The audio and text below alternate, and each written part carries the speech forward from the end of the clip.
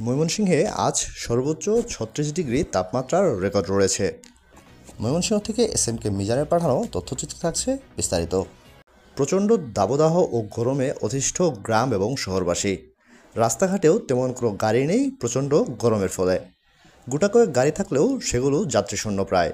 বিভিন্ন পেশায় থাকা কর্মীরা সঠিকভাবে কাজ করতে পারছে না গরমের ফলে। এভাবে চলতে থাকলে স্বাভাবিক জীবনযাপন করা অসম্ভব হবে প্রায়। তীব্র গরমে রোগবালাইয়ের আশঙ্কা বাড়ে। বিভিন্ন স্থানে গরম থেকে রেহাই পাওয়ার জন্য আল্লাহ তাআলার কাছ থেকে দোয়া চেয়েছেন মুসল্লিরা। আজ পবিত্র শুক্রবারে জুমার নামাজেও দোয়া ও মোনাজাত করা হয়।